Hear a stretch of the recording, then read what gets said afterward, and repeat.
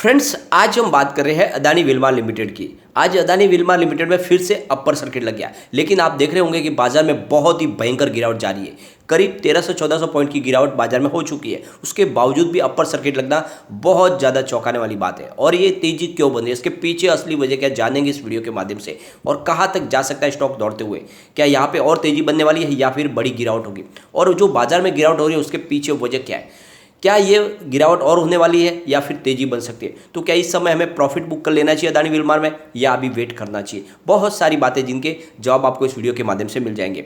यहाँ पे अदानी विल्मार जिस तरह से तेजी से दौड़ रहा है, क्या आने वाले समय में वाकई में हमारा जो टारगेट है 4000 का, क्या समय से पहले वो पूरा हो सकता है। तो सारी बातों को जानेंगे इस वीडियो के माध्यम से। और पिछले दिनों इसका प्रदर्शन कैसा रहा और आगे क्या परफॉर्मेंस रह सकती है, रिजल्ट कैसा रह सकता है, सारी बातों को जानेंगे इस वीडियो के माध्यम से। लेकिन फ्रेंड, उससे पहले अगर आप पहली बार हमारे चैनल पे आए तो चैनल को सब्सक्राइब कर दीजिए, एक बेल आइकॉन दबा दीजिए ताकि जब भी नया वीडियो बने पहला नोटिफिकेशन आपको मिले। वीडियो पसंद आए तो लाइक शेयर जरूर कीजिए। चलो फ्रेंड, वीडियो स्टार्ट करते हैं। मैं हूं आपका दोस्त एस.बी. दवे और हमारे अपने चैनल ऑनलाइन कमाई में आपका बहुत बहुत स्वागत है। फ्रेंड्स, सबसे पहले कारोबार को डिस्कस कर लेते हैं। तो अभी करीब 2 बजे के टाइम है।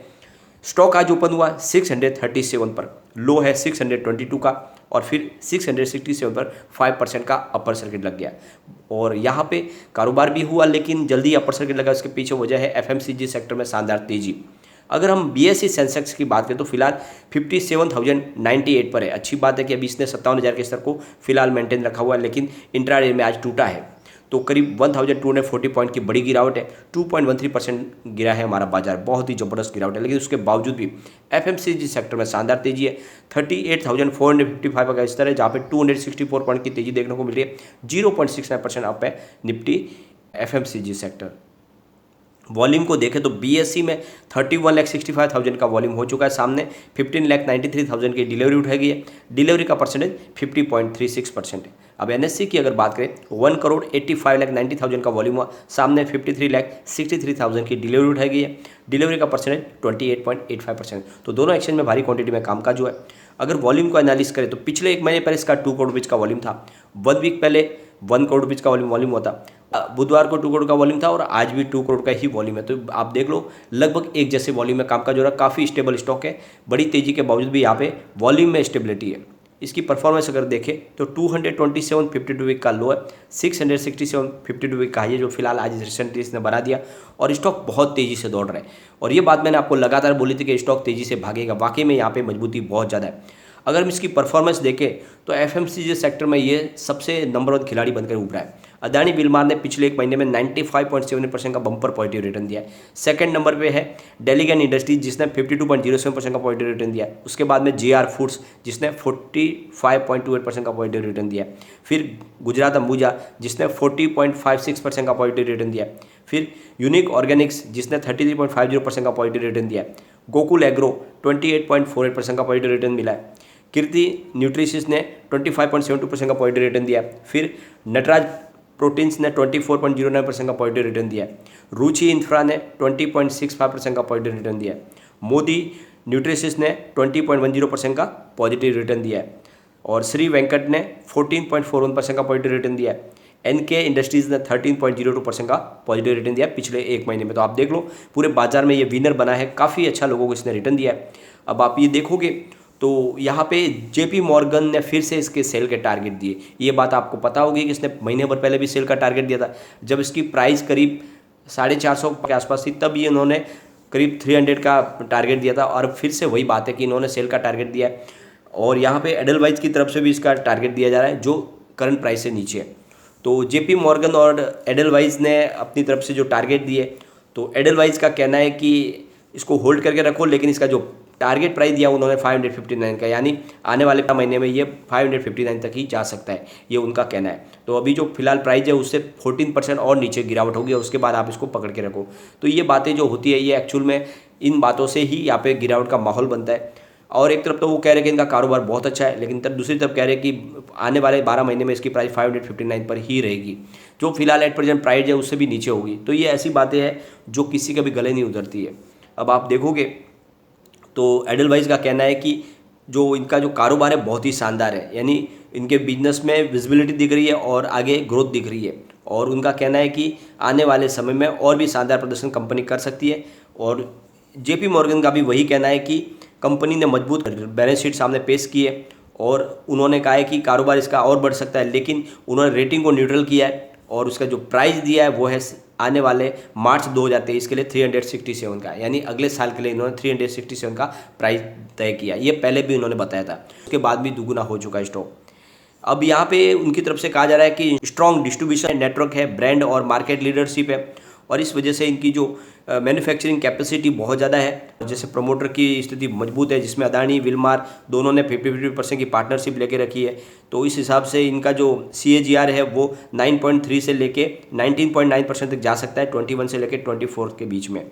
तो ब्रोकरेज हाउस ने बातें तो सब पॉजिटिव कही है कि कंपनी का कारोबार ग्रोथ का अच्छा बढ़ेगा, आगे संभावना पॉजिटिव है, लेकिन उनका कहना है कि प्राइस नहीं बढ़ सकती। तो ये कैसे संभव है? एक तरफ तो बोल रहे कि कारोबार बहुत तेज़ी से बढ़ेगा, अच्छा कारोबार है, उनके पास स्ट्रॉन्ग डिस्ट्रीब्यूटरशिप है, उनका जो स्ट्रॉन्ग डिस्ट्रीब्यूशन का पोर्टफोलियो है, नेटवर्क मजबूत है, ब्रांड उनका शानदार है, मार्केट की लीडरशिप है, उनकी सारी बातें, मैन्युफैक्चरिंग फैसिलिटी बहुत मजबूत है उनकी और रेट एक चैन मजबूत बनी हुई है, हर तरह से सब बातें अच्छी है। तो फिर प्राइस क्यों नहीं बढ़ेगी? जब आप देखोगे रुचि सोया की प्राइस इस समय 900 के आसपास है, जिसका मार्केट कैप इससे आधा भी नहीं है, तो वो कंपनी इतना आगे बढ़ चुकी है, तो ये क्यों नहीं बढ़ेगा? तो ये सारी बातें होती है जिसकी वजह से जो रिटेल इन्वेस्टर है वो काफ़ी ज़्यादा कंफ्यूज हो जाता है।